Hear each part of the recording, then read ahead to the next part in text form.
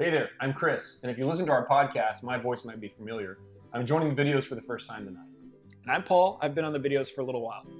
We're with the DiceyReview.com. You know, Paul, I was just thinking last week, I wish I could experience everything the Tour de France has to offer without actually leaving my chair. That's a good idea. You know what? You're in luck, because tonight we're going to be looking at Flamme Rouge, a bike racing game from Stronghold Games. The first step is building the track in the middle of the table.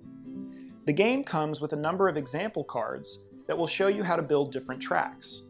The tiles are double-sided with lowercase and uppercase letters, and they may have a mix of both. For our example here, we'll be using all lowercase tiles, and it will be laid out as we've done here. Next, each player will need to choose a color and retrieve the player components of that color. Each player will receive a figure marked S and R, and a player board in your chosen color. As you can see, we've placed a player reference card on each of the 4 player mats. Next, we'll need to get the energy decks for each player. On the front side, the player color will be illustrated on the riders. There will also be an R and an S to match the players' figures. Once you've shuffled these 2 decks, they can be placed face down on the matching spaces of the player board.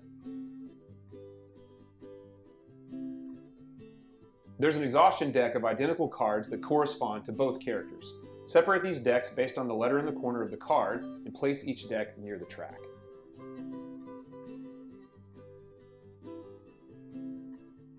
Next, each player will need to select their starting location behind the start line. It's important to note that the game board is separated by vertical and horizontal lines. Each space marked by a vertical line is known as a square. Within each square, there are 2 lanes separated by a horizontal line. This will become important during gameplay. Starting with the youngest player and then continuing clockwise, each player will select a lane for each of their riders. It's important to note that players have the ability to freely choose any open lane one after the other during the setup. The strategy for the starting positions will become more apparent during gameplay. Flamme Rouge is played over several rounds, each consisting of 3 phases. The energy phase, where each player simultaneously draws 4 cards and plays 1 card face down for each rider separately. The movement phase, all cards are revealed and players move riders. And the end phase, played cards are removed and then slipstreaming and exhaustion are applied. Now we're going to take a look at each of these phases in detail. The first phase is the energy phase.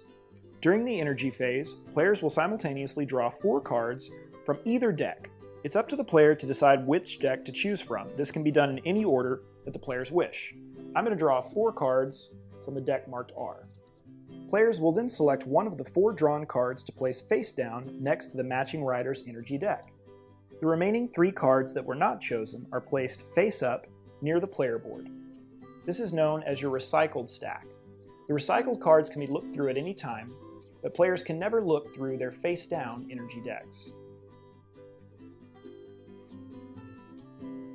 Players will then repeat the process we just described for their other rider.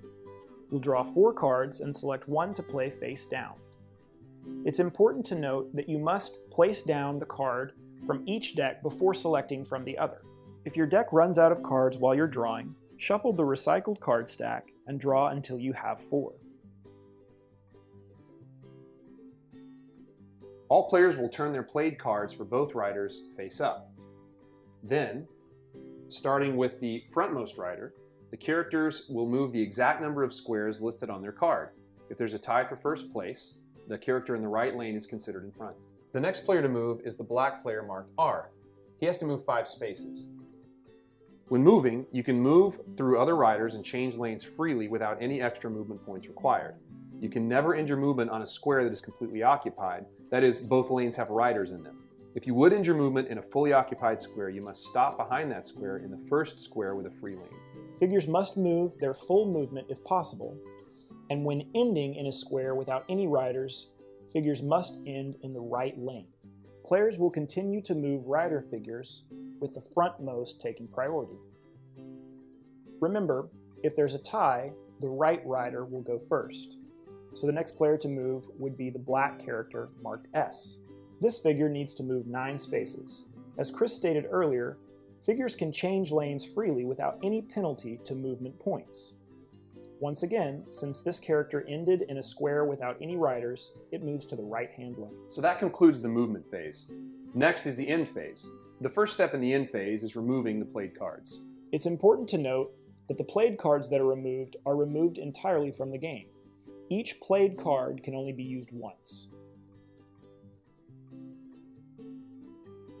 After the played cards are removed, players would apply slipstreaming. And we've set up the figures in a specific way so we can illustrate this. Starting with the backmost pack of riders, players will move every pack that can gain slipstreaming 1 space forward. A pack is considered to be 1 or more riders that have no empty squares between them. So in this example, we have 4 separate packs.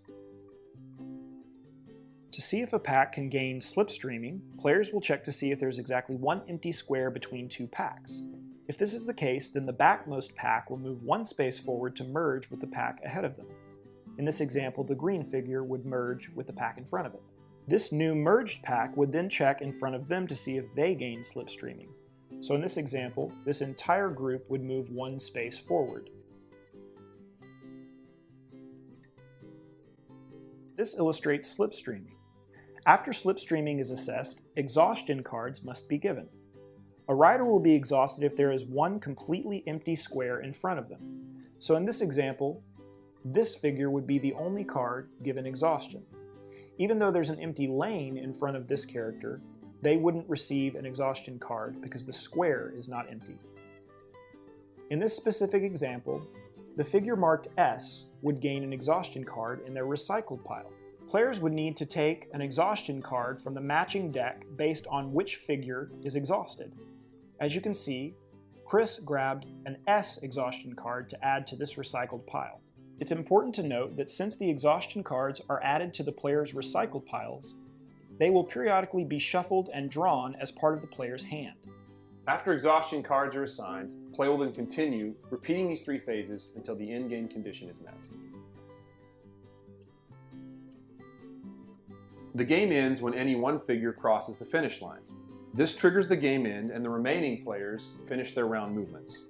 If multiple figures cross the finish line in the same round, the figure who went furthest across the line will win. In the case of a tie, the figure in the right lane is considered ahead.